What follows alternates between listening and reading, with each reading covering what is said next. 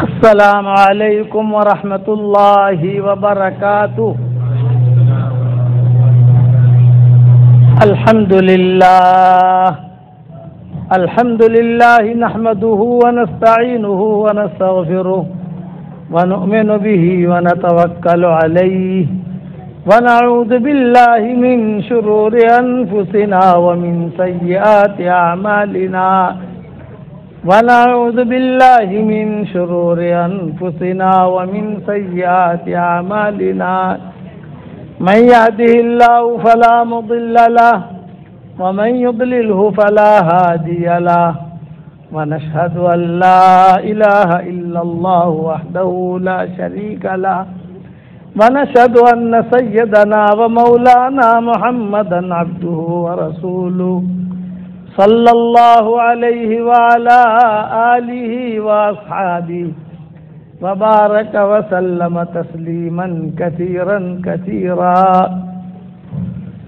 أما بعد فأعوذ بالله من الشيطان الرجيم بسم الله الرحمن الرحيم والله يدعو إلى دار السلام ويهدي من يشاء إلى صراط مستقيم للذين أحسنوا الحسنى وزيادة ولا يرهق وجوههم قتر ولا ذلة أولئك أصحاب الجنة هم فيها خالدون۔ صدق اللہ العظیم۔ قابل احترام بھائیوں، دوستوں اور بزرگوں،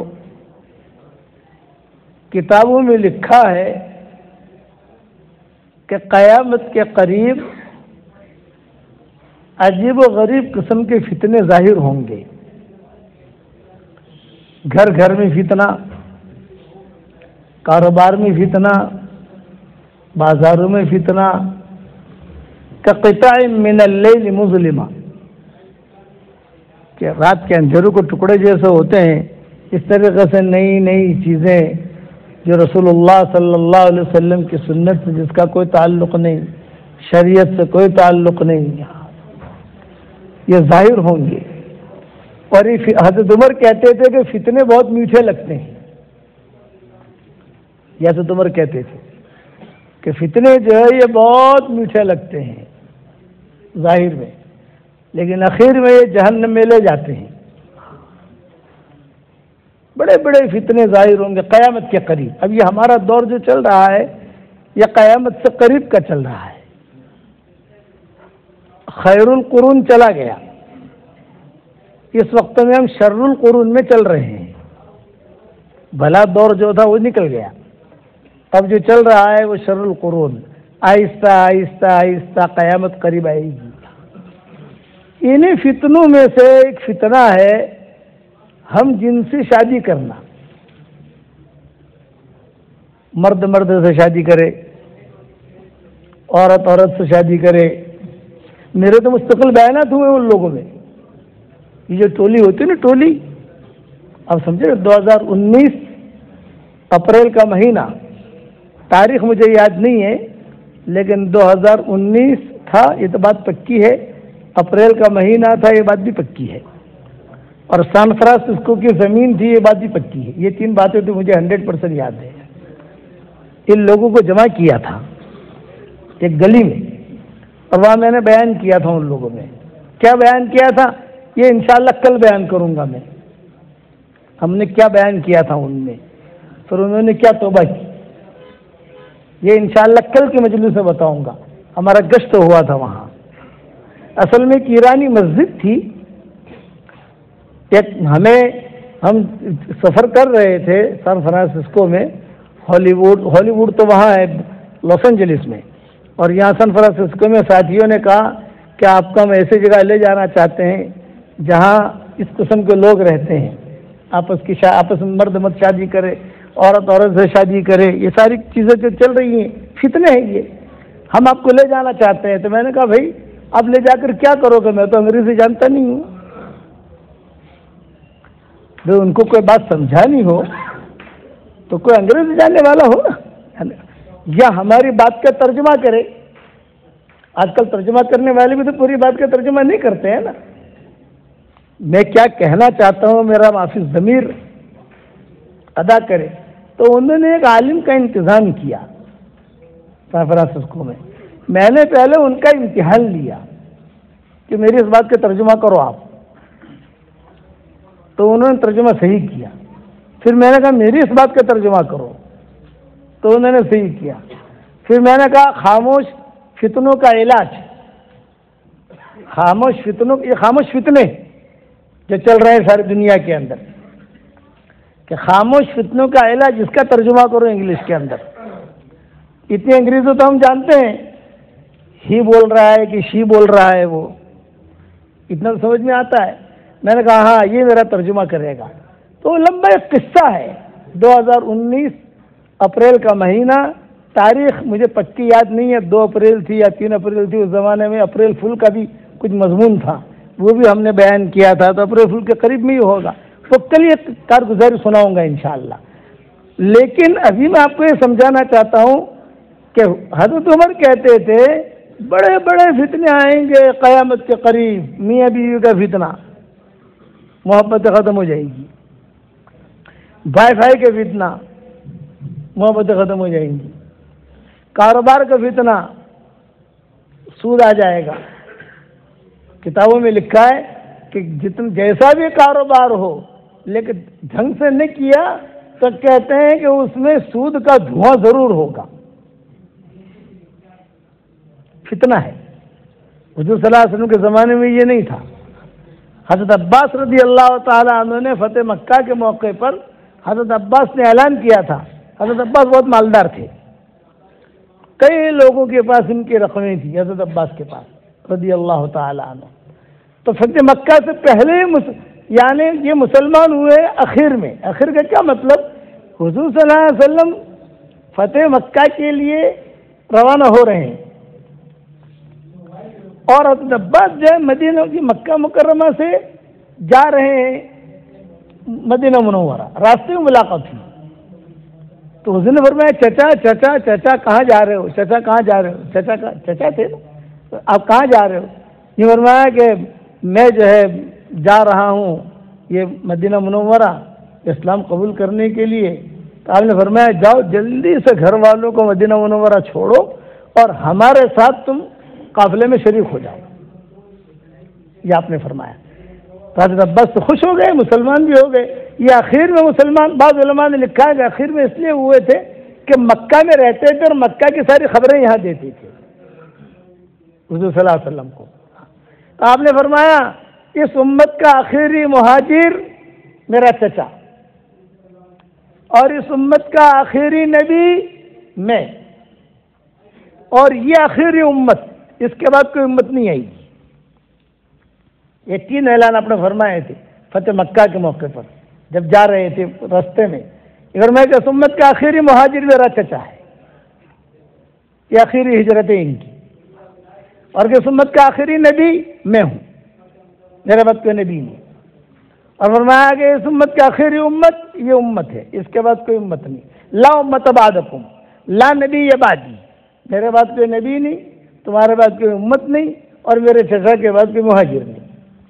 تو یہ سودی کاروبار کرتے تھے حضرت عباس زمانے جاہلیت میں.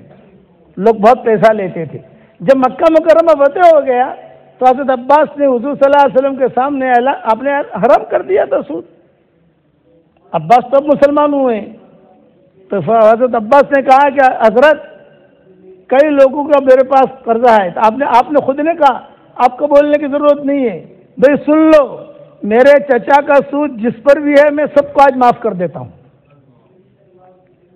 حضور نے خود نے معاف کیا کہ میرے چچا کا سود جس پر بھی ہے میں سب کو معاف کر دیتا ہوں. حضرت عباس کھڑے ہوئے، یہ فرمایا کہ حضرت میں نے موڑی بھی معاف کر دی، کیپٹل بھی معاف کر دی. کیپٹل کے وہ بھی معاف. پہلے حضور نے سود معاف کیا اور انہوں نے کیپٹل معاف کی. تو وہ بدلہ اللہ نے ایسا دیا اتنی بڑی قربانی کا کہ 600 سال تک حضرت عباس کی اولاد میں حکومت رہی. 600 سال تک.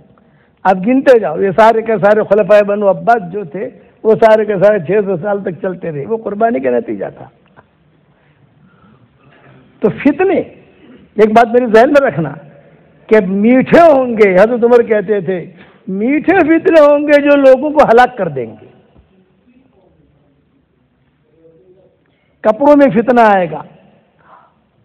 اسی لیے حضور صلی اللہ علیہ وسلم فرماتے تھے کہ دیکھو میری بات سنو، مضبوطی سے پکڑو میری بات، کہ کسی قسم دائیں بائیں کسی قسم متوجہ مت ہونا، ایک اللہ کی رسی کو مضبوط پکڑنا، میرے طریقوں کو مضبوط پکڑنا. اور اگر قرآن میں اور میری حدیثوں میں کوئی بات تمہیں نہ ملے تو میرے صحابہ کو دیکھنا. اصحابی کا نجوم بِأَيِّهِمْ اقْتَدَيْتُمْ اهْتَدَيْتُمْ، آپ نے فرمایا میرے صحابہ جو ہے ستاروں کی طرح ہے، جس کے بھی تم اقتدا کرو گے تم جنت تک پہنچ جاؤ گے انشاءاللہ. اس لیے پیارے بھائیوں، دوست، بزرگوں، اب ہمارے جوان بچے بڑے ہو رہے ہیں، بچیاں بڑی ہو رہی ہیں. ان فتنوں پر نظر رکھنا. میرے والد صاحب رحمۃ اللہ علیہ فرماتے تھے کہ فتنوں پر نظر رکھو، میرے گھر کے اندر ٹی وی کا فتنہ تو نہیں آ رہا ہے، میرے گھر میں بد نظری کا فتنہ تو نہیں آ رہا ہے، میرے گھر میں حلال مال کا فتنہ تو نہیں آ رہا ہے، میرے گھر کے اندر یہ گڑبڑیں جو چل رہی ہیں دجالی فتنے یہ تو نہیں آ رہے ہیں. یہ دجال کا جو فتنہ ہوگا وہ سب سے بڑا فتنہ ہوگا. میں جب مومن کا ہتھیار کتاب لکھ رہا تھا تو میں ایک مسئلے کے اندر اٹکا، اور وہ مسئلے میں یہ اٹکا کہ حضور صلی اللہ علیہ وسلم نے فرمایا کہ سورہ کہف کی پہلی 10 آیتیں آخری 10 آیتیں جو پڑھ لے وہ دجالی فتنوں سے محفوظ رہے گا. تو میرے دل میں یہ بات آئی کہ بھی دجالی فتنہ تو وہ دجال تو بہت بڑا آنے والا ہے، خطرناک، کہ جو ایمان لوگوں کی خرید لے گا، زبردست پاور ہوگا اس کے اندر. اور ایک بات ذہن میں رکھنا، جہاں جا کر سائنس تھکے گی، سائنس ترقی کر رہی ہے نا، سائنس چلتے چلتے جہاں جا کر تھکے گی وہیں سے دجال کی ابتدا ہوگی، دجال وہیں سے شروع ہوگا. تو میں کتاب لکھ رہا تھا تو مجھے اشکال ہوا. میں نے کہا یار یہ میں میری کتاب میں لکھ رہا ہوں وہ دجال کے فتنوں سے تو حفاظت ہوگی، بات تو پکی ہے، لیکن آج کل میں جو ہے بہت فتنے ہیں، اس سے بھی حفاظت ہوگی کہ نہیں ہوگی؟ ہم جنس کا فتنہ، مرد شادی کر رہا ہے، بہت بڑا فتنہ ہے. عورت سے شادی کر رہی ہے، بہت بڑا فتنہ ہے. لوگ شادی نہیں کر رہے، اپنی ضرورتیں کسی اور طریقوں سے پوری کر رہے ہیں، بہت بڑا فتنہ ہے. یہ میرے دل کے اندر بات کھٹکی کہ بہت فتنے. حدیث شریف میں آتا ہے کہ بڑا دجال تو وہ آئے گا لیکن 30 چھوٹے چھوٹے دجال آئیں گے. یہ جو موبائل ہے نا، موبائل عربی میں اس کو کہتے ہیں جوال. میں حرم شریف میں نماز پڑھ رہا تھا اور کوئی عرب بھی قریب میں نماز پڑھ رہا تھا تو اس کی موبائل کی گھنٹی بجی. جب اس کو موبائل کی گھنٹی بجی تو اس نے جو ہے موبائل نکالا اور کہا سلا سلا سلا سلا، اور جیب میں رکھ لیا. موبائل کی گھنٹی بجی اور اس نے جو ہے دوران نماز موبائل نکال کر سلا سلا سلا ایسا کر کے جیب میں رکھ دیا. تو ہمارے وہاں عربوں میں بہت بیانات ہوتے ہیں الحمدللہ، مکہ مدینہ میں یا جہاں پر بھی عربوں میں جاتے ہیں. تو میں نے کہا کہ یہ جوال جو تم نے نام رکھا ہے اس کا نام جوال مت رکھو، اس کا نام دجال رکھو. یہ چھوٹا دجال ہے جو نماز بھی خراب کرے، جو ذہن بھی خراب کرے، جو آنکھیں بھی خراب کرے. تو مجھے اشکال ہوا کہ میں لکھ رہا ہوں تو میں موجودہ دجالی فتنوں کا لکھوں کہ نہیں لکھوں. تو میں نے مفتی سید پالم پوری کو فوراً فون کیا. میں نے کہا حضرت کتاب میں یہاں تک پہنچا ہوں، سورہ کہف کی آیتیں لکھ رہا ہوں، دجالی فتنوں سے حفاظت ہوگی. تو دجالی فتنے تو وہ تو ہیں ہی جو بڑے آنے والے ہیں. اتنا خطرناک وہ فتنہ ہوگا کہ آدمی کے 2 ٹکڑے کرے گا. کتنی بڑی آزمائش ہوگی بتاؤ. ایک آدمی کے 2 ٹکڑے کیے، بیچ میں سے چلے گا اور بیچ میں سے چل کر کہے گا کہ دیکھو میں نے مارا، سارا مجمع کہے گا کہ ہاں مارا، دیکھو 2 ٹکڑے کیے میں نے، سارا مجمع کہے گا کہ ہاں کیا، دیکھو بیچ میں سے چلا، یہ کہا ہاں بالکل آپ چلے، دیکھو میں زندہ کرتا ہوں، مجھے اللہ کہو گے کہ نہیں کہو گے؟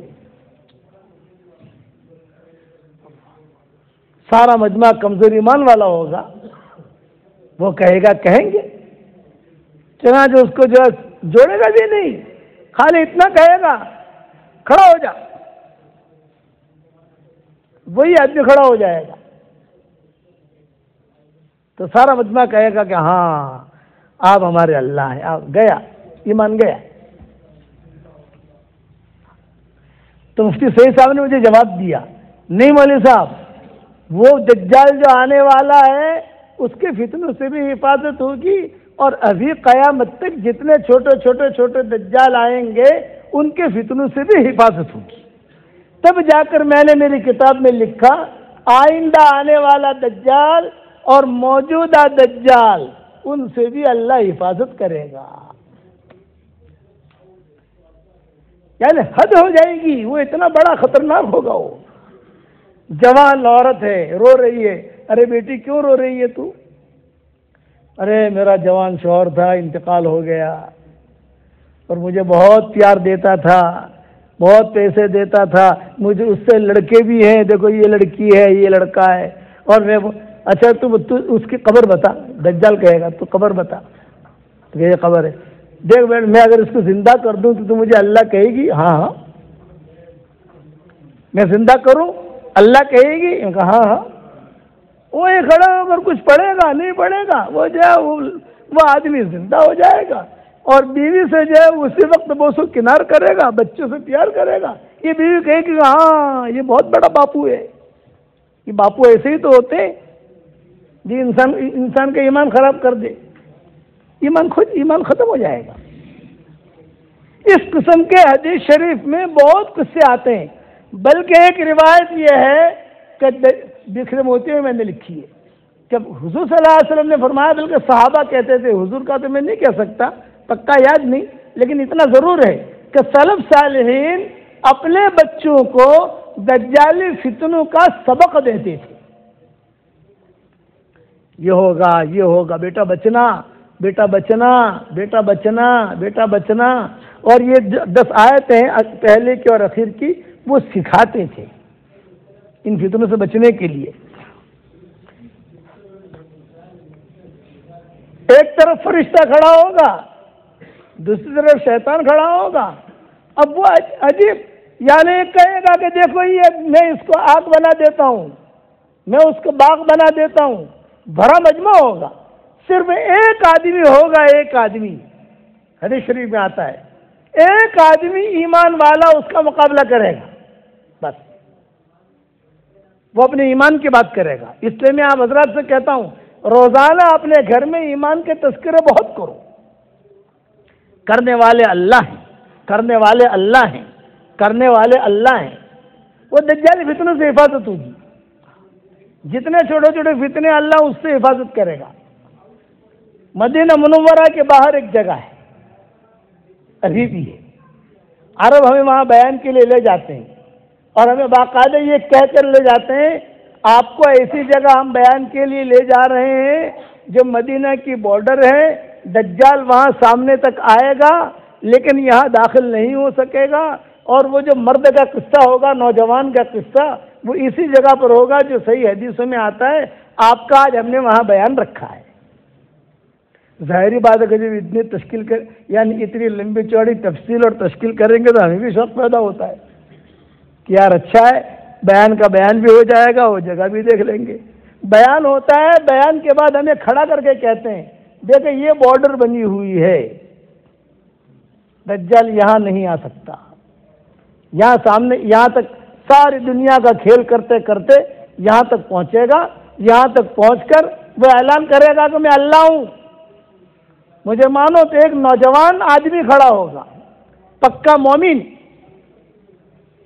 وہ سب کے سامنے مخالفت کرے گا کہ تو اللہ نہیں ہے، ادھر ادھر کے کرشمے بتائے گا، ادھر ادھر کے چمتکار بتائے گا، چمتکار سمجھتے ہو نا بھائی، یعنی ایسی چیزیں کرے گا کہ سامنے والا کہے گا ارے کیسا بڑا آدمی ہے. وہ نوجوان کیا کہے گا؟ انت لست الرب، تو اللہ نہیں ہے، اللہ تو وہ ہے جس نے ہم سب کو پیدا کیا ہے، جو ہمیں کھلاتا ہے، جو ہمیں پلاتا ہے، جو ہمیں مارتا ہے، جو ہمیں جلائے گا، جو ہمیں شفا دیتا ہے، جو ہمیں پانی دیتا ہے، سارے آسمانوں زمینوں کا مالک ہے، ہواؤں کا مالک ہے. تو دجال کیا کہے گا؟ خاموش رہے، میں تجھے قتل کروں گا. تو اس نے کہا میں مرنے کے لیے تیار ہوں لیکن تجھے اللہ نہیں کہوں گا. تو کتابوں میں لکھا ہے سب کے سامنے پورا مدینہ جمع ہو جائے گا یہ منظر دیکھنے کے لیے کہ یار دیکھیں وہ دجال آیا ہے اور ایک نوجوان آدمی مقابلہ کر رہا ہے. میرے والد صاحب رحمۃ اللہ علیہ فرماتے تھے حق کے اندر اللہ نے بہت طاقت رکھی ہے. حق جو ہے نا، حق وہ بہت طاقتور ہوتا ہے، کوئی کمزور نہیں ہوتا، بہت طاقت ہوتی ہے حق کے اندر. تو سارا مدینہ دیکھنے کے لیے آ جائے گا. کیا رے ایک آدمی مقابلہ کر رہا ہے اتنے بڑے آدمی کا، ایک آدمی، ایک لڑکا نوجوان. چنانچہ دجال کو غصہ آئے گا اور سب کے سامنے کہے گا میں تجھے سب کے سامنے قتل کروں گا. اس نے کہا مار، تو سب کے سامنے تلوار چلائے گا، ایک دھڑ اس طرف ایک دھڑ اس طرف. سارا مدینہ والے دیکھ رہے ہیں، سب دیکھ رہے ہیں. پھر جوڑے گا، کھڑا کرے گا، دیکھ تجھے مارا، تجھے زندہ کیا. تو نوجوان کیا کہے گا؟ اب تو مجھے پکا یقین ہو گیا کہ تو ہی دجال ہے. یہ کتابوں میں لکھا ہے کہ اب تو مجھے پکا یقین ہو گیا کہ 100% تو ہی دجال ہے. اسی وقت اس کی طاقت ختم ہو جائے گی، اس کا جو پاور ہے نا وہ اللہ چھین لے گا.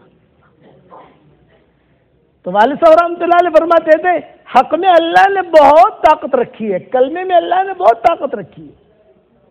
آپ خود سوچ لو کہ میرے گھر کے اندر کوئی فتنہ نہیں آنا چاہیے، میاں بیوی دونوں، پھر ہمارے بچے بگڑ نہیں سکتے. بچے کیوں بگڑتے ہیں؟ ماں باپ کی بگاڑ کی وجہ سے بچے بگڑتے ہیں.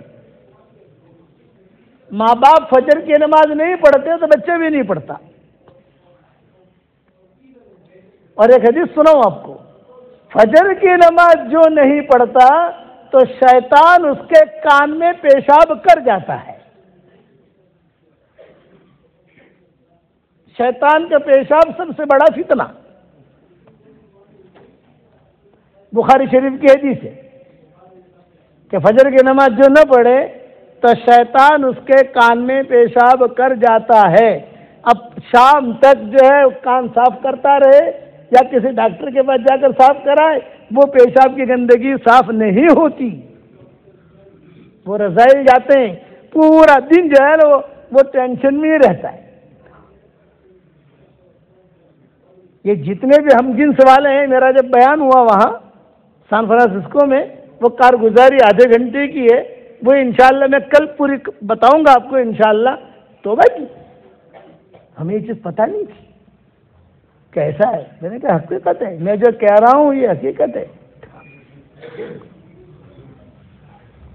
تو ماں باپ، علماء نے لکھا ہے ماں باپ اگر سودی کاروبار کرتے ہیں یہ بچہ سیکھے گا. ماں باپ اگر جھوٹ بولتے ہیں یہ بچہ سیکھے گا. ماں باپ جو ہے رشوت لیتے ہیں یہ بچہ سیکھے گا. بچے یعنی بچوں کو ہم خود بگاڑتے ہیں، زمانہ نہیں بگاڑتا، کہ ہوائیں نہیں بگاڑتی نا، ماحول بناؤ. اسی لیے ہم دعوت و تبلیغ کی بات کرتے ہیں کہ تبلیغ و دعوت کے اندر جو ہے کم سے کم ماحول بنتا ہے. میں میرے ساتھیوں کو کہتا ہوں چلے کے لیے تم نکلو گے تو سب سے پہلا فائدہ یہ ہوگا کہ چلے بھر نماز تو جماعت کے ساتھ ملے گی ہی ملے گی تم کو. باقی تم دعوت کا کام کرو نہ کرو بات وہ الگ ہے، تعلیم میں بیٹھو نہ بیٹھو بات الگ ہے، لیکن چلے بھر تو نماز کے جماعت کے ساتھ پڑھے گا آدمی. اس لیے میں فتنوں پر بات کر رہا ہوں. قطع من اللیل مظلما، رات میں آئیں گے، دن میں آئیں گے. حال اسی لیے حضور صلی اللہ علیہ وسلم نے فتنوں سے پناہ مانگی. اللہم انی اعوذ بک من فتنۃ المحیا والممات. اللہم انی اعوذ بک من فتنۃ النساء، اے اللہ عورتوں کے فتنے سے میری حفاظت کر، اے اللہ زندگی اور موت کے فتنوں سے حفاظت کر، اے اللہ ایسے فتنوں سے حفاظت کر کہ میں تجھے پہچان بھی نہ سکوں۔ ابا کہتے تھے فتنہ ایسی چیز ہوتی ہے جیسے مٹھائی، لیکن اس مٹھائی کے اندر زہر ہو تو آدمی کیا سمجھتا ہے یہ تو مٹھائی ہے، اچھی ہے، لیکن زہر ہے اندر، تو فتنہ اتنا ہی میٹھا نظر آتا ہے۔ اس کے لیے دعا مانگنی پڑے گی، آپ کو دعائیں مانگنی پڑے گی، محنت کرنی پڑے گی، تزکیہ کرنا پڑے گا، دل کو صاف رکھنا پڑے گا، اور اللہ تعالیٰ سے رو رو کر کہنا پڑے گا کہ اللہ میری حفاظت کر، اے اللہ میری حفاظت کر۔ ایسے فتنے آتے ہیں، حدیث شریف میں آتا ہے صبح آدمی مومن ہوگا، شام کو کافر ہو جائے گا، کہ شام کو کافر ہوگا، صبح جو ہے جب شام کو مومن ہوگا صبح کافر ہو جائے گا، دعائیں قبول نہیں ہوں گی، کہ حرام آ گیا۔ اس کے لیے ایمان کا ہونا ضروری ہے۔ اتنا ایمان کا سیکھنا ہر مسلمان عاقل بالغ مرد و عورت پر فرض عین ہے، جو ایمان اس مسلمان کو حلال پر کھڑا کر دے اور جو ایمان اس مسلمان کو حرام سے روک دے۔ اور وہ الذین یؤمنون بالغیب کہا گیا، غیب پر یقین کرے، غیب پر یقین کرے، وہ فتنے سے بچے گا، ڈرے گا، کوئی چیز آئے گی تو ڈرے گا، اللہ کا کیا حکم ہے بھائی، اللہ کا کیا حکم ہے، اللہ معاف فرمائے، کہتے ہوئے شرم آتی ہے، لیکن کہتا ہوں کبھی کبھی میاں بیوی میں آپس میں طلاق ہو جاتی ہے، ایسے جملے کہتے ہیں کہ طلاق ہو گئی، لیکن فتنے کے ڈر کے وہ جو ہے ناک کی وجہ سے وہ میاں بیوی بن کر زندگی گزارتے رہتے ہیں، زنا کاری ہوتی رہتی ہے، انہیں پتہ بھی نہیں ہے کہ میں کہاں جا رہی ہوں، کہاں جا رہا ہوں۔ ایمان حقیقی ہوگا، یہ فتنوں سے بچائے گا۔ فتنوں سے بچنے کا طریقہ، مسجدوں میں آؤ، اللہ کا ذکر کرو۔ یہ صبح شام کی میری دعائیں ہیں، میں نے لکھی ہیں، اس میں کئی فتنوں سے دعاؤں کا میں نے اس کا علاج بتایا ہے، اس کے اندر لکھا ہے، میں لکھ دیا ہے، انگریزی میں بھی چھپ گئی ہے یہ کتاب۔ اس پر ایک قصہ سناتا ہوں کہ ایمان بالغیب کسے کہتے ہیں۔ ہارون رشید اور اس کی بیوی زبیدہ، یہ دونوں کے دونوں سمندر کے کنارے پر ٹہل رہے تھے، تب بہلول مجذوب یہ بیٹھے ہوئے تھے، یہ مکان بنا رہے تھے مٹی کا۔ ہارون رشید پہنچے، ہارون رشید مردوں کے ساتھ تھے اور یہ جو تھے زبیدہ عورتوں کے ساتھ تھی۔ ہارون رشید نے پہنچتے کہا کم قیمت ھذا البیت، اس گھر کی کیا قیمت ہے؟ تو بہلول نے فرفع راسہ الی الملک، بادشاہ کی طرف سر اٹھایا اور کہا دینار، 1 دینار دے دو، یہ مکان دے دوں گا آپ کو۔ تو بہلول ہارون رشید نے کیا کہا؟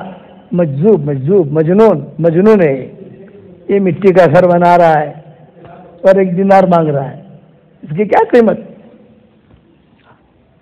پھر ہارون رشید نے پوچھا ارے مجھے پہچانتے بھی ہو کہ نہیں؟ تو بہلول نے کہا کہ ہاں پہچانتا ہوں آپ کو۔ کہا کون ہوں؟ کیا آپ کی ابتدا منی کا گندا قطرہ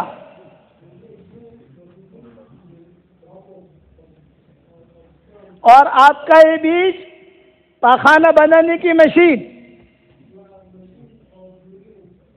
آپ کی ابتدا تو منی کا گندا قطرہ اور آپ کا یہ بیج پاخانہ بنانے کی مشین۔ اچھے کام کرو گے تو جنت میں جاؤ گے، برے کام کرو گے تو جہنم میں جلو گے،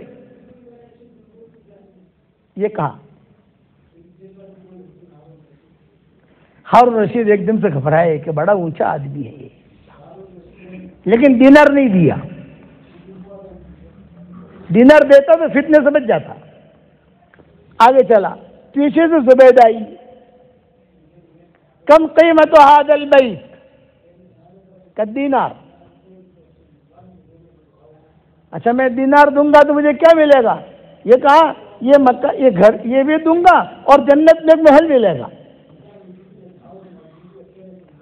یہی بات بہلول نے ہارون رشید سے بھی کہی تھی کہ تو مجھے 1 دینار دے گا تو میں یہ مکان بھی دوں گا اور جنت میں محل بھی ملے گا۔ تو جنت کا محل دکھائی نہیں دیتا، زبیدہ کو بھی دکھائی نہیں دیتا، لیکن یہ تھی سمجھدار، اس نے 1 دینار نکالا اور دینار دے دیا اس کو۔ فمشى، دونوں کے دونوں چلے، فوصلا الى القصر، ایک محل تھا ان کا سمندر کے کنارے پر، وہاں جا کر آرام کیا۔ رات کو ہارون رشید نے خواب دیکھا، جنت میں ٹہل رہے ہیں ہارون رشید، اور ایک محل ہے اس پر لکھا ہوا ہے قصر زبیدہ، زبیدہ کا محل، زبیدہ کا بنگلہ۔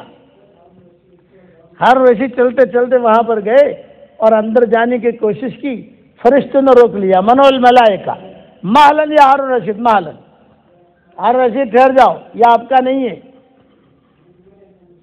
ارے قصر زبیدہ ہے، میری بیوی کا ہے۔ نے کہا آپ کی بیوی کا ہے، آپ کا نہیں ہے، آپ کی بیگم کا ہے، آپ کا نہیں ہے۔ ارے بھی میری بیوی کا ہے، بیوی کے محل میں نہیں جا سکتا۔ فرشتوں نے کہا ہارون رشید ہم سے الجھو مت، آپ دنیا کا قانون اور ہے، یہاں کا قانون اور ہے۔ یہ محل زبیدہ کا ہے، پہلے زبیدہ جائے گی پھر آپ جاؤ گے۔ اب ہارون رشید کو غصہ آیا، سبحان اللہ، زوج خلف الزوجہ، کہ شوہر جو ہے وہ بیوی کے پیچھے، ارے بیوی شوہر کے پیچھے ہوتی ہے۔ تو فرشتوں نے کہا اب ہم سے الجھو مت، یہ آپ کا نہیں، ہم جانے نہیں دیں گے آپ کو۔ یہ بحث بازا ہوتے ہوتے ہارون رشید کی آنکھ کھل گئی۔ جب ہارون رشید کی آنکھ کھلی تو ہارون رشید خواب سمجھ گئے اور تعبیر بھی سمجھ گئے۔ فہرب الی شاط البحر، وہ فوراً سمندر کے کنارے پر ہارون رشید نائٹ ڈریس میں بھاگے۔ وہاں بہلول بیٹھے ہوئے مکان بنا رہے تھے۔ یہ کہا چچا السلام علیکم، یہ کہا وعلیکم السلام، کم قیمت ھذا البیت، اس گھر کی کیا قیمت ہے؟ تو بہلول نے کیا کہا؟ سلطنت کا کاملہ بقصورها وبأراضيها وبدراهمها وبدنانيرها وبذهبها وبفضتها، آپ کی جتنی حکومت ہے وہ ساری کے ساری آپ مجھے دے دو، سارے محلات مجھے دے دو، ساری زمینیں مجھے دے دو، سارے درہم مجھے دے دو، سارے دینار مجھے دے دو، سارے باغات مجھے دے دو، تب جا کر میں یہ مکان دوں گا آپ کو۔ ہارون رشید نے کیا کہا؟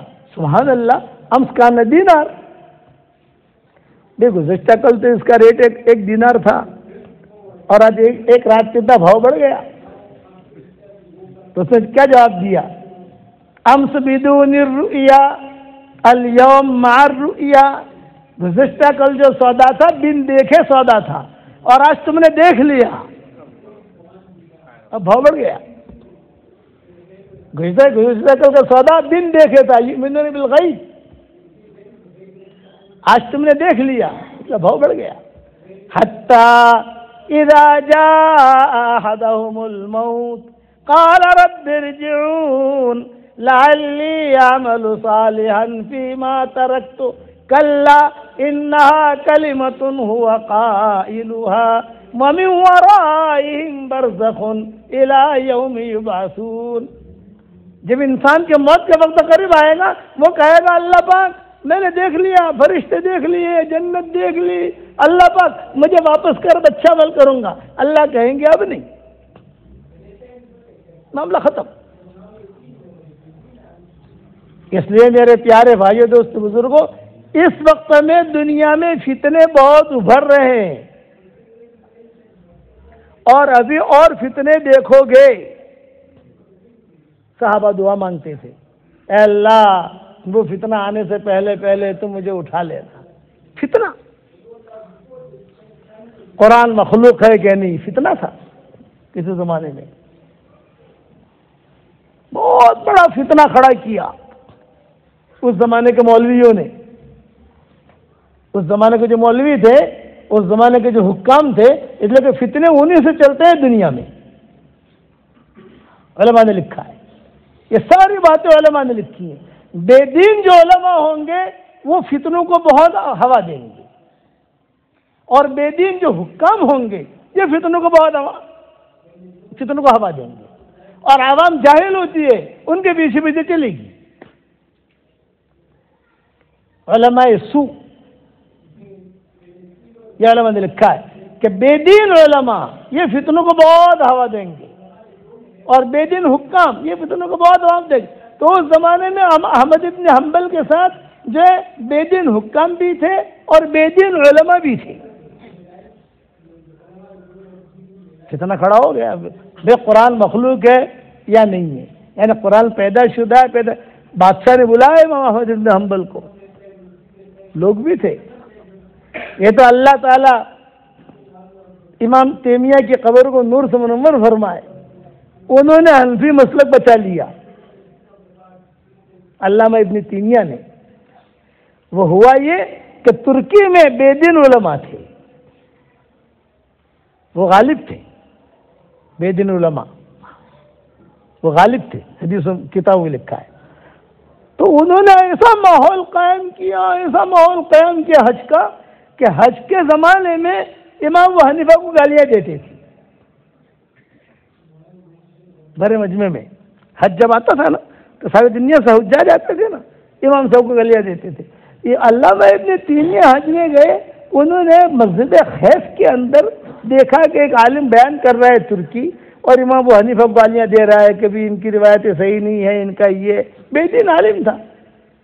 علامہ ابن تیمیہ کھڑے ہو گئے اور علامہ ابن تیمیہ نے کہا بھائی تم ابو حنیفہ کو کیوں گالی دیتے ہو؟ ابو حنیفہ کو میں پہچانتا ہوں، میں نے ان کی کتابیں پڑھی ہے. ڈٹ کر مقابلہ کیا. وہ ڈٹ کر مقابلہ ایسا کیا کہ وہ سارا فتنہ ختم ہوا. وہ ختم کرنے والے ابن تیمیہ ہیں، انہوں نے ختم کیا.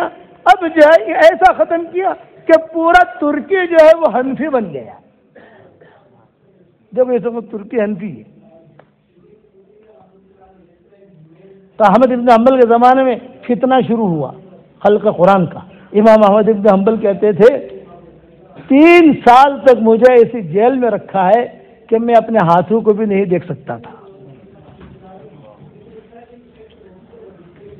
اور غلطی کیا غلطی کر بتاؤ؟ یہ لکھ دو کہ قرآن جو ہے یہ مخلوق ہے، یعنی قرآن پیدا کی گئی ہے.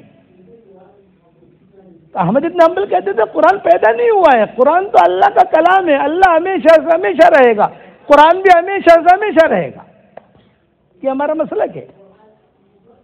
پیدا کیا مطلب کہ یہ گھڑی یہ پیدا کی گئی ہے، آسمان پیدا کیا گیا ہے، زمین پیدا کی گئی ہے، یہ کرسی پیدا کی گئی ہے، یہ انگوٹھی پیدا کی گئی ہے. تو قرآن پیدا نہیں کیا گیا، قرآن تو اللہ کی صفت ہے، اللہ ہمیشہ سے ہمیشہ رہے گا. تو احمد ابن حنبل کہتے تھے کہ 3 سال تک رکھا، اور ایسا مجھے کوڑا مارتے تھے کہ اگر ہاتھی کو مارا جائے تو ہاتھی پہ مر جائے. اور دوپہر کو کوڑا مارتے تھے، ظہر کی نماز کے وقت میں پورا بغداد کو جمع کرتے تھے. بادشاہ بھی آ کے بیٹھتا تھا کرسی پر، جلاد بھی آتا تھا، اور سب مرد ایک طرف عورتیں ایک طرف. جو مارنے والا جلاد تھا اس کا نام بھی احمد تھا، اور جو مار کھانے والا ہے وہ بھی احمد ہے، دونوں کا نام احمد. تو بادشاہ ٹھاڑ کے ساتھ آ کے بیٹھتا تھا، شراب رکھی ہوتی تھی. بے دین بادشاہ ہے. اور اس کے جو یعنی تابع علماء تھے، بے دین علماء، وہ بھی اس کے ساتھ تھے. وہ تو پیسے کی وجہ سے دوستی تھی. تو بادشاہ کہتا تھا احمد پوچھ لے اس کو قرآن کے بارے میں کیا کہتا ہے. یہ بادشاہ جلاد کو کہتا تھا، جلاد کا نام بھی احمد، اور مار کھانے والا احمد ابن حنبل ان کا نام بھی احمد. تو بیٹھ کر احمد پوچھ یا احمد انت اسأل عن احمد، احمد سے پوچھو. تو وہ پوچھتا تھا احمد قرآن کے بارے میں تو اقرار کر لے کہ قرآن جو ہے یہ مخلوق ہے، تو میں تجھے بادشاہ کے عذاب سے بچا لوں گا. یہ کہتا تھا جلاد کہ قرآن کے بارے میں اقرار کر لے. احمد بن حنبل خود کہتے تھے کہ مجھے ہی پوچھتا تھا سب کے سامنے کہ احمد تو قرآن کے بارے میں کہہ دے کہ قرآن جو ہے مخلوق ہے، پیدا کیا گیا ہے، میں تجھے بادشاہ کے عذاب سے بچا لوں گا. تو احمد بن حنبل جواب دیتے تھے کہ احمد تو اقرار کر لے کہ قرآن مخلوق نہیں ہے، یہ تو اللہ کی صفت ہے، اللہ کا کلام ہے، ہمیشہ سے ہمیشہ رہے گا. تو اتنا اقرار کر لے تو میں تجھ کو اللہ کے عذاب سے بچا دوں گا.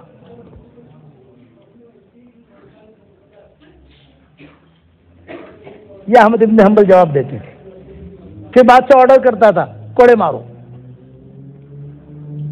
کوڑے مارے جاتے تھے، خون خون ہو جاتے تھے احمد بن حنبل. ظہر کی نماز کے وقت ہو جاتا تھا، احمد بن حنبل اسی خون والے کپڑوں میں اللہ اکبر کر کے سب کے سامنے ظہر کی نماز پڑھتے تھے. تو بادشاہ پوچھتا تھا کبھی خون والے کپڑوں میں تمہاری نماز کیسی ہوگی؟ تو کہتے تھے میں حضرت عمر ابن خطاب کا روحانی بیٹا ہوں. عمر ابن خطاب کی بھی اسے خون میں ہو گئی تھی اور میری بھی اسے خون میں ہو جائے گی. یہ احمد بن حنبل جواب دیتے. لیکن فتنوں سے محفوظ رہے. بس ایک وقت کا قصہ ہوا، احمد بن حنبل کہتے تھے مجھے بہت مارا، میرے بدن میں کوئی ایسا حصہ نہیں تھا جو میرا بدن ٹوٹا نہ ہو. یار ایک ہڈی بھی ایسی نہیں تھی جو بچی ہو، ٹوٹ گئی. بخار. ایک مرتبہ مجھے مارنے کے لیے لے جا رہے تھے، دل میں میرا صرف اتنا خیال آیا کہ یار میں تھوڑا سا اقرار کر لوں، کم سے کم اس کے عذاب سے تو بچ جاؤں گا. عمار ابن یاسر کی حدیثیں آئیں، قرآن کی آیتیں میرے سامنے آئیں، سب میرے سامنے. حدیث کے ماہر تھے، فقیہ تھے بہت بڑے. کم سے کم میری جان تو بچے گی یار، بہت مار رہے ہیں، بہت ٹکڑے ٹکڑے ہو رہے ہیں. تو اس میں مجمع میں سے ایک آدمی تھا، اس کا نام تھا ابو الہیثم. وہ بھاگا بھاگا آیا. ابو الہیثم کا مطلب اس زمانے کا بڑا وانٹیڈ آدمی. ابو الہیثم بہت بڑا ڈاکو تھا. وہ بھاگا بھاگا آیا. مجمع میں لوگ دیکھنے آتے تھے نا، وہ بھی کھڑا تھا. وہ بھاگا بھاگا آیا اور بھاگا بھاگا آ کر کہا کہ احمد ابن حنبل ایک نصیحت کرنے آیا ہوں اور پولیس والوں کے سامنے نصیحت کرتا ہوں. پولیس والے بھی تھے، ان کے سامنے نصیحت کرتا ہوں. وہ یہ کہ ان لوگوں نے مجھے کئی بار جیل میں ڈالا ہے اور مجھے بہت مارا ہے، لیکن میں ڈاکہ میں نے نہیں چھوڑا. جیل سے میں نکلتا تھا، گھر پہ نہیں جاتا تھا، ڈاکہ ڈالنے جاتا تھا. میں باطل پر جمع ہوا تھا، باطل پر، حالانکہ باطل ہے، جمع ہوا تھا. آپ کو میں دعوت دیتا ہوں آپ حق پر جمے رہنا اور فتنوں سے بچتے رہنا. یہ اس نے کہا آپ تو حق پر ہیں، آپ جمے رہنا. تو احمد ابن حنبل کی آنکھوں میں آنسو آئے اور ایک جملہ کہا رحم اللہ ابا الہیثم نصیحتہ ثبتنی. اللہ ابو الہیثم پر رحم کرے، اس کی نصیحت نے مجھے جمع دیا. اس کے بعد سے جو ہے ان پر اچھے حالات آنے شروع ہوئے اور پھر جو ہے یہ ابو الہیثم کا انتقال ہو گیا، ڈاکو تھا. تو احمد ابن حنبل جنازے کی نماز پڑھانے کے لیے گئے. تو سارے علماء نے کہا کہ تو ڈاکو تھا، آپ جنازے کی نماز پڑھانے کے لیے؟ بولے تھا ڈاکو لیکن میرا استاد ہے، اس کی نصیحت کی وجہ سے بڑے فتنوں سے بچاؤں. رحم اللہ ابا الہیثم نصیحتہ ثبتنی. پھر احمد ابن حنبل نے بادشاہ سے کہا کہ دیکھ تو مجھ پر ظلم کر رہا ہے، میں تجھے معاف کر رہا ہوں. دل بھی کتنا بڑا کہ تو مجھ پر ظلم کر رہا ہے، میں تجھے معاف کر رہا ہوں. تیرے ساتھ برے علماء ہیں، تیرے ساتھ برے وزراء ہیں، وہ جو قرآن حدیث کو سمجھتے نہیں ہیں، تو ان کی باتوں میں آ کر مجھ پر ظلم کر رہا ہے، لیکن میرے انتقال کے بعد تجھے پتا چلے گا کہ اللہ نے میری محبوبیت کتنی رکھی ہے. یہ انہوں نے کہا. پھر جب احمد ابن حنبل کا انتقال ہوا، کوئی علماء نے الگ الگ تعداد لکھی ہے، کسی نے کتنے لاکھ لکھے، کسی نے کتنے لاکھ لکھے. ان کا جنازہ دیکھ کر ہزاروں یہودیوں نے اسلام قبول کیا. جنازہ دیکھ کر کہ ہاں یہ آدمی تھا، فتنوں سے بچ گیا. اس لیے میرے پیارے بھائیوں، دوستو، بزرگوں، آپ حضرات سے میں درخواست کرتا ہوں کہ الگ الگ قسم کے فتنے وجود میں آ رہے ہیں، جانچنا آپ کو ہوگا. عقل اللہ نے آپ کو دیے. گدھے کو، جانوروں کو اللہ تعالیٰ اولو الالباب نہیں کہتا، سانپ کو اللہ اولو الالباب نہیں کہتا، کہ مچھلی کو اولو الالباب نہیں کہتا. انسان کو اور جنات کو کہتے ہیں کہ ان فی ذلک لآیات لأولی الالباب. کہتے ہیں کہ اس میں نشانیاں ہیں. فتنے آئیں گے، زبردست آئیں گے، اور خاص طور سے یہ فتنہ، ہم جس کا انگریزی میں کیا کہیں گے تو مجھے پتا نہیں ہے، مرد مرد سے شادی کرے، آزاد ہے. عورت عورت سے شادی کرے، آزاد ہے. مرد جو ہے لواطت کرے، آزاد ہے. میرا تو ان میں بیان ہوا ہے سان فرانسسکو میں. کل انشاءاللہ کارگزاری سناؤں گا، سنو گے انشاءاللہ. میں نے باقاعدہ جمع کر کے انہیں بیان کیا، انہوں نے توبہ بھی کیا، کئی لوگ مسلمان بھی ہوئے. یہ 2019 اپریل کا پھر ہم نے تشکیل بھی کی. ان کی تشکیل کرتا ہوں کہ جہاں جاتے ہیں بھی 3 دن کے لیے نکلو، 40 دن کے لیے نکلو. وہاں ساتھیوں کو دیا، ابھی ہم تو 2 دن کے لیے آئے تھے، یہاں 4-5 دن کے لیے. یہ اللہ نے کام کرا دیا، ان کی تشکیلوں کرو تو وہ لوگ اللہ کے راستے پہ بھی نکلے. یہ فتنے ہمارے گھروں میں نہیں آنے چاہیے. اسی لیے کہتے ہیں کہ تنہائی کا گناہ، تنہائی کے گناہ سے بچو. آج کل تو جو ہے پورا پکچر ہمارے ہاتھ میں ہوتا ہے. ننگی پکچر دیکھ لو، ننگی لڑکیاں دیکھ لو. کون دیکھنے آتا ہے؟ ماں باپ تو اپنے کمرے میں سوئے. علماء نے لکھا ہے کہ جو تنہائی کا گناہ کرے گا، اللہ موت کے وقت میں اسے کلمہ نصیب نہیں کرے گا. سب سے زیادہ خطرناک ہوتا ہے تنہائی کا گناہ. کوئی دیکھ نہیں رہا، اللہ تو دیکھ رہا ہے. ایمان ہوگا تو دل میں آئے گا. ہاں، اسی لیے جب بھی گناہ کرنے کا ارادہ ہو، جب بھی گناہ کرنے کا ارادہ ہو تو یہ سوچ لو کہ مجھے مرنا ہے، اللہ کو حساب دینا ہے، اور اللہ مجھے دیکھ رہا ہے، فرشتے لکھ رہے ہیں. تو گناہ سے بچے گا آدمی. وہ بھی ایمان ہوگا تو بچے گا. عبداللہ ابن عمر کہا کرتے تھے، ہم سفر میں جا رہے تھے، ایک نوجوان ہمیں کھانے کی خواہش ہوئی تو ایک نوجوان کھڑا ہوا وہاں بکریاں چرا رہا تھا. تو ہم نے کہا کہ ارے بیٹا ایک بکری دے دو ہم کو، بہت فائدہ ہوگا تیرا، اللہ جزائے خیر دے تجھے، اس لیے کہ ہم بھوکے ہیں. تو اس نوجوان نے کیا کہا، یہ بکری میری نہیں ہے حضرت. ارے بیٹا کس کی ہے؟ یہ فرمایا کہ یہ بکری تو میرے مالک کی ہے. ارے تیرا مالک کہاں ہوگا، کیا دیکھے گا، تو جو ہے ہمیں دے دے، کیا فرق پڑتا ہے. تو نوجوان نے کیا جواب دیا، مالک تو نہیں دیکھ رہا لیکن میرے مالک کا مالک تو دیکھ رہا ہے. فَأَيْنَ اللہ، اللہ تو دیکھ رہا ہے. ہیرا پھیری کے ساتھ زندگی مت گزارو. موت کا آنا یقینی ہے، اللہ کو منہ دکھانا یقینی ہے، اور قبر میں جانا یقینی ہے. کچھ پتہ نہیں آدمی کب دنیا سے چل دے. ایک جگہ ہم گئے، ظہر میں اعلان ہوا، بے آج فلاں سیٹھ صاحب کا انتقال ہو گیا ہے، عصر میں جنازہ آئے گا، سب آ جانا. عصر میں 2 جنازے آئے. بھائی سیٹھ صاحب کا جنازہ تو اعلان ہوا تھا، یہ دوسرا جنازہ؟ بولے اعلان کرنے والے کا جنازہ ہے. جس نے اعلان کیا نا اس کا جنازہ ہے.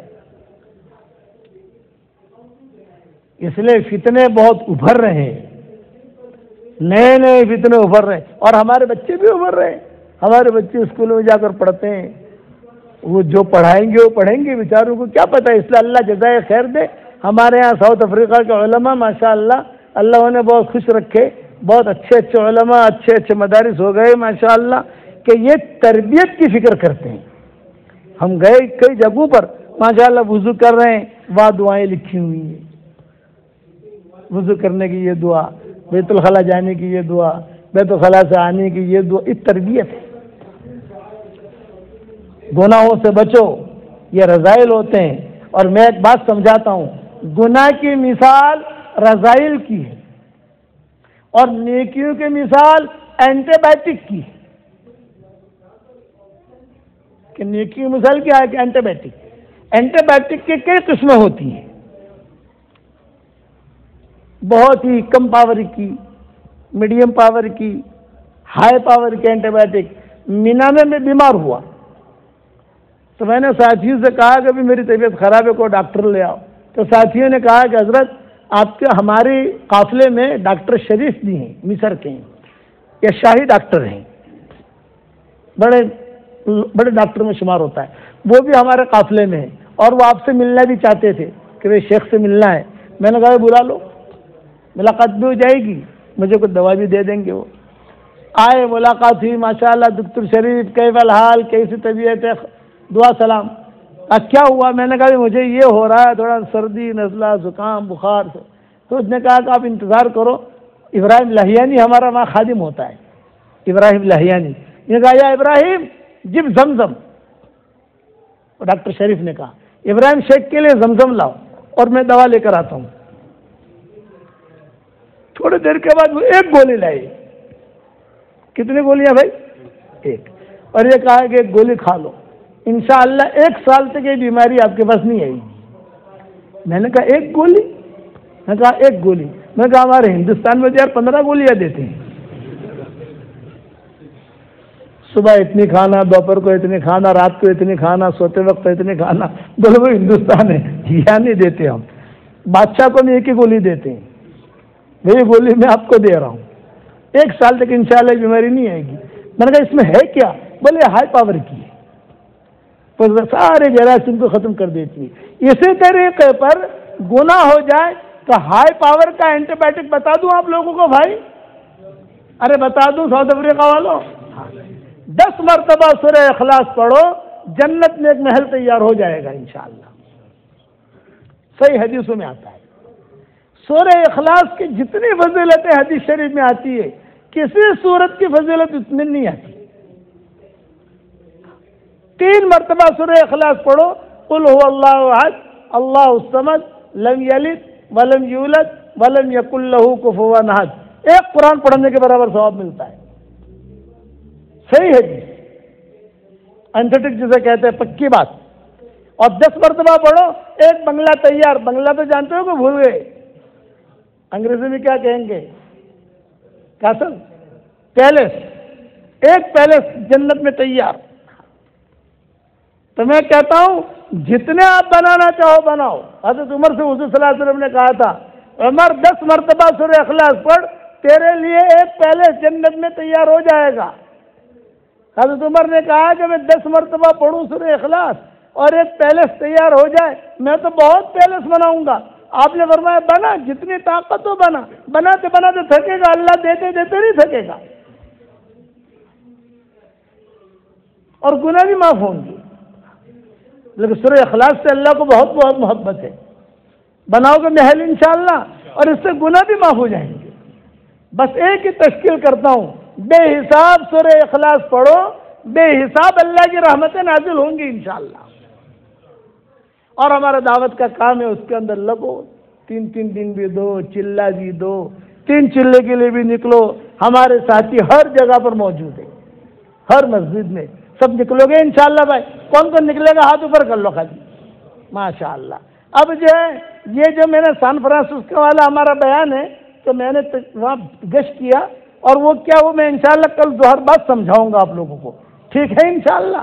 اب دعا کر لو، اللہم لک الحمد کلہ ولک المن کلہ لک الشکر کلہ ولک الملک کلہ، اللہم صل علی سیدنا محمد بن عبد اللہ القائم بحق اللہ ما باق امر الا فرجہ اللہ۔